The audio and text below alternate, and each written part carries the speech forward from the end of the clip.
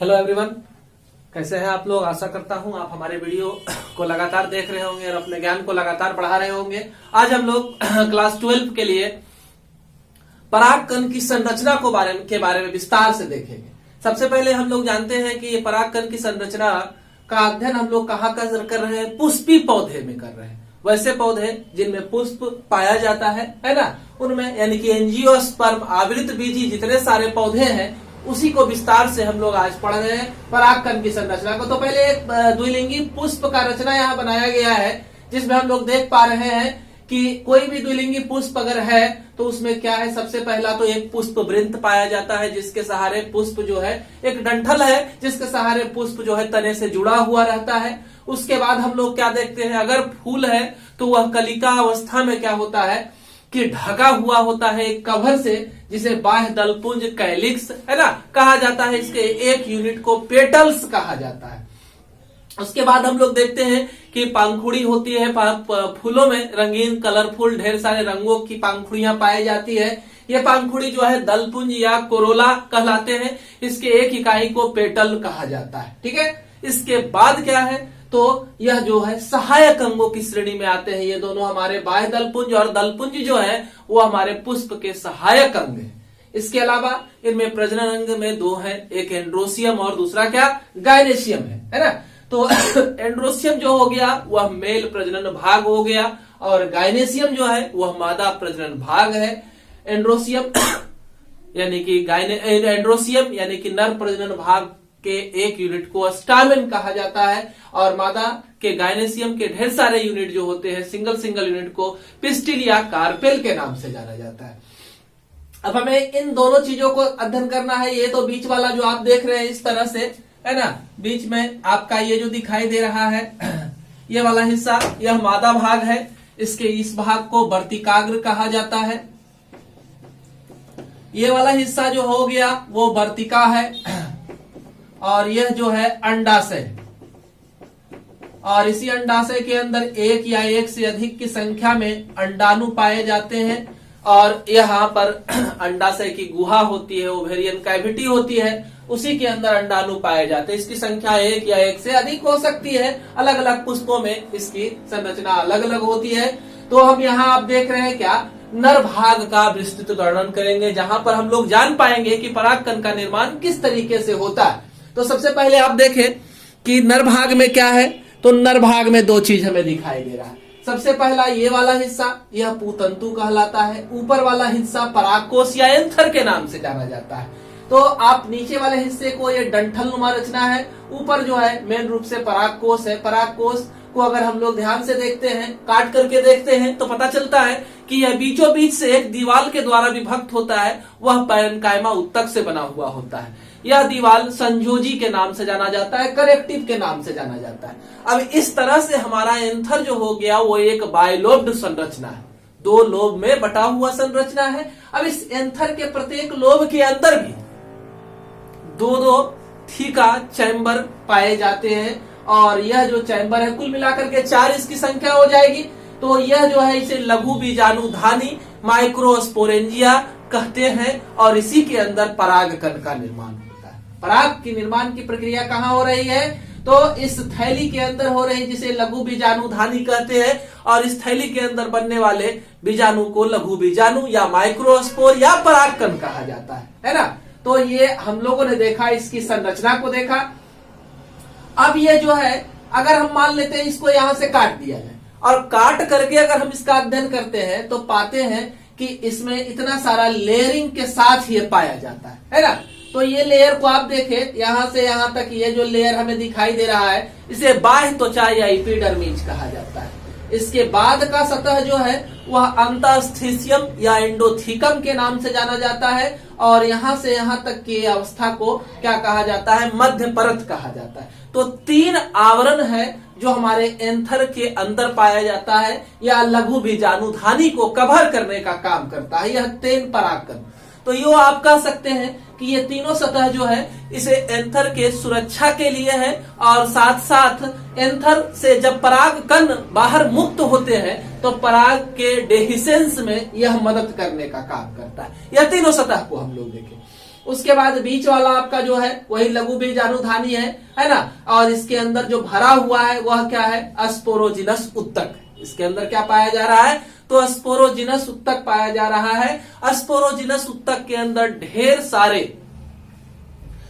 पराग मात्री कोशिका पाए जाते हैं, पॉलन मदर सेल पाए जाते हैं। और इन्हीं पॉलन मदर सेल के अंदर अर्धसूत्री विभाजन की प्रक्रिया संपन्न होती है, मियोसिस की प्रक्रिया संपन्न होती है। और इसके फलस्वरूप एक पीएमसी, एक पराग मात्री कोशिका जो है विभाजित होकर के 4 लघु बीजाणु का निर्माण करते हैं, जिसे माइक्रोस्पोर टेट्राड कहा जाता है ना। तो यह निर्माण की प्रक्रिया है। अब इस पूरी निर्माण की प्रक्रिया में अर्धसूत्री विभाजन को पूरा करने के लिए हमें ऊर्जा की जरूरत होती है। और तब यहाँ पर जो इसके चारों तरफ यह सतह पाया जा रहा है, जिसे टैक्टम कहते हैं, यह क्या करता है, ऊर्जा प्रदान करता है, पोषण प्रदान करता है इस हिस्से को, जिससे कि पोषण होता है और परागकण का निर्माण संभव हो पाता है।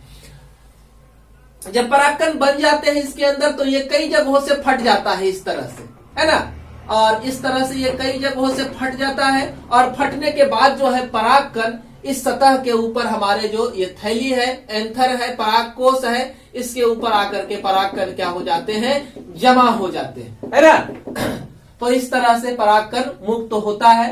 अब हम लोग क्या करते हैं, ये परागकण जो है हम जानते हैं कि यह नर युग्मक है। परागकण क्या है, तो नर युग्मक है। और यही क्या कर सकता है, तो यही आगे मादा युग्मक के भाग तक पहुंचता है, यहां पर पहुंचेगा और परागन की प्रक्रिया को संपन्न कराएगा। तब जाकर के पुष्प में निषेचन होगा और निषेचन के फलस्वरूप फल का और बीज का निर्माण होता है। तो ये परागकण एक छोटी सी रचना है। अगर आप देखना चाहें तो हिबिस्कस पौधा को ले लें, है ना, या फिर क्या करें, तो कोई भी पौधा को चुने और उसके फूल में हाथ को सटाए, तो आपको पूरा पीला पीला कर का, पीला पीला आकार का, काफी महीन महीन, जिसे आप महसूस कर सकते हैं, यह परागकण आपको वहां मिलेगा। परागकण काफी ज्यादा मात्रा में बनता है ना, क्योंकि परागकण की बर्बादी होती है। हर परागकण जरूरी नहीं है कि मादा भाग तक पहुंच ही जाए, तो बहुत सारे परागकण बर्बाद हो जाते हैं। इसलिए हजारों करोड़ों की संख्या में परागकण का निर्माण एक पुष्प के द्वारा, एक एंथर के द्वारा किया जाता है। तो ये सारे परागकण जो है वो उड़ते हैं और पहुंचते हैं मादा भाग तक। तो ठीक है, जो भी है, जैसे भी पहुंचे, तो पहले एक छोटे से परागकण का हम लोग अध्ययन करते हैं। ये परागकण कितना छोटा होता है, तो इसका व्यास जो है 25 से लेकर के 50 माइक्रोमीटर तक होता है, काफी महीन है। सामान्यतः ये जो परागकण होते हैं वो कैसे होते हैं, वो अंडाकार होते हैं, स्फेरिकल आकार के होते हैं। कुछ पौधे में ये फीदरी होते हैं, पंख युक्त होते हैं, चिपटे होते हैं, लेकिन सामान्यतः जो ये होते हैं अंडाकार होते हैं। और एक परागकण का अगर हम लोग अध्ययन करते हैं तो मालूम चलता है कि परागकण के ऊपर जो है वो 2 सतह हो पाया जाता है। पहला जो है वो क्या है, एक्जाइन है, यह ऊपरी आवरण है।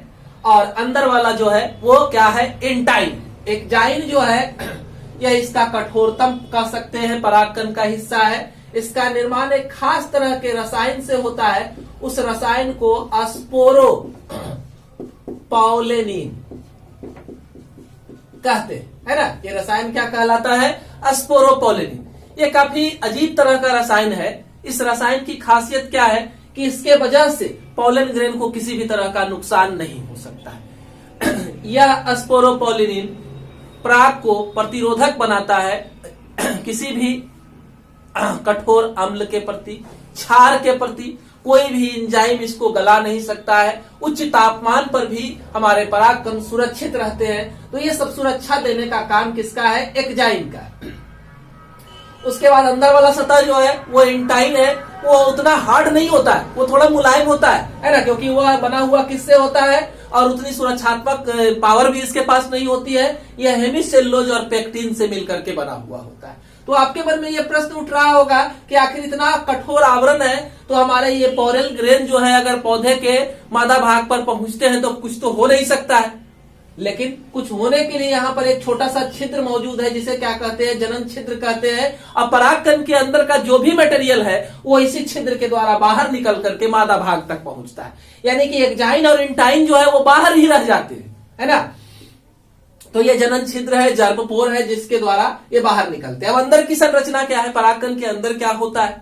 तो परागकण के अंदर जो है वह दो तरह की कोशिका होती है। एक बड़ी कोशिका जिसे क्या कहते हैं, कायिक कोशिका, और दूसरी एक छोटी सी कोशिका है जिसे क्या कहते हैं, जनन कोशिका कहते हैं।